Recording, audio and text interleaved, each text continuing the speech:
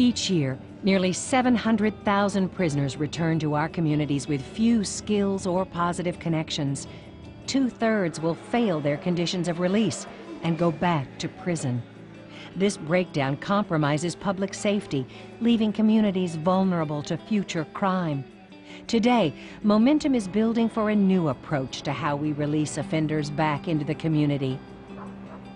You have some guys that and ladies that will come out of the penal system and will literally be reintroduced to the penal system within weeks. Today, it costs between $25,000 and $30,000 a year to send an offender to prison, and they go for between 3 and 5 years. And probably between 60 and 70% of those people will be back in prison within 3 years. A very expensive failure. Public safety is, I think, government's #1 duty in terms of a service delivery. These are people who are going to be paroled anyway. You can actually enhance the public safety by added monitoring, by doing things that allow you to know more about where they are and what they're doing, by alcohol and drug tests that give you a sense for whether or not they are violating their parole conditions by using drugs or alcohol. All those kinds of things, that added monitoring basically gives the offender an idea that they're being monitored more closely, and so hopefully deters their behavior. But in addition to that, gives you the idea, gives you a sense for how they're behaving, and gives you the ability to sanction them. BI Incorporated operates reentry centers which help reduce costly recidivism. Unlike traditional programs, these reentry centers deliver intensive supervision, treatment, and training in high-crime urban areas. BI's programs are designed for offenders resistant to treatment, many of whom have failed parole or probation.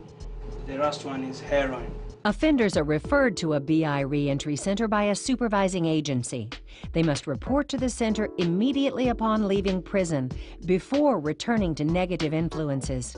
Participants receive orientation clarifying BI's program expectations. Each individual is assessed for risks and needs. Participants progress through 3 levels of supervision and treatment, advancing to aftercare and a transition celebration to mark program completion. Advancement is based on the participant's behavior. What BI is able to do is able to see that individual in our reentry programs every single day of the week. We're able to take the orders of the parole department and really implement those and see that they are done. If someone doesn't show up in one of our centers today, we know that tonight, and we're able to respond to that. So we begin that change process, and that's kind of what immediate response is about, is implementing the change process as quickly and as abruptly as we can. But not soft. You know, this is not a treatment, soft and fluffy treatment agency. BI's reentry centers tackle criminal thinking and behavior with research-based treatment programs designed by experts in community corrections. BI knows how to work with government and corrections agencies. BI has been immersed in offender reentry for 14 years. BI hires expert local staff and offers the most complete offender monitoring technology available today. One of the things I think that makes BI different is it's a 100% community corrections company.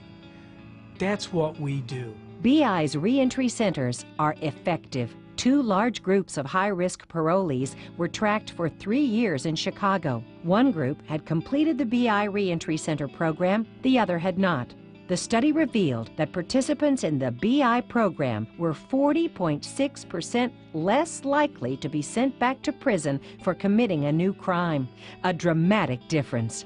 At the end of the day, that's our grade. That's our scorecard. That's what agencies are looking at these type of programs for, is what have you done to reduce these individuals from repeating crime after crime after crime. The cliche 3 hots and a cut. They didn't have anything to worry about. Now they get out and they got to make sure they got their rent money, they got to make sure they have clothing, they got to have transportation, they need to contribute to their families. And if they don't have agencies like us, you know, linking them up with whatever tools they need, then they're going to wreak havoc on the community. If I'd have just came out and been free, I think I'd have probably been running around doing some of the same stuff I've been doing. I'm a convict, you know. But my life's been straight now that I have BI in my life, you know. It was a chance for me to evaluate and reassess what I want in life. And I don't think I could have done that on my own. You know, but it did put a lot of structure in my life. So I think if I wouldn't have had that when I came home, I probably would have did something different and got on the streets and started doing the same thing I was doing before I got locked up.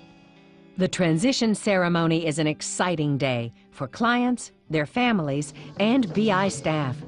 Acknowledging successful program completion, these celebrations suggest hope for changing criminal behavior.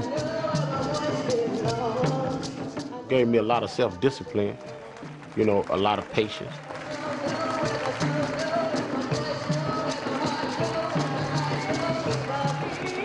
If you don't want it, it's easy to make the turn and go the wrong way, but I didn't want to go that way.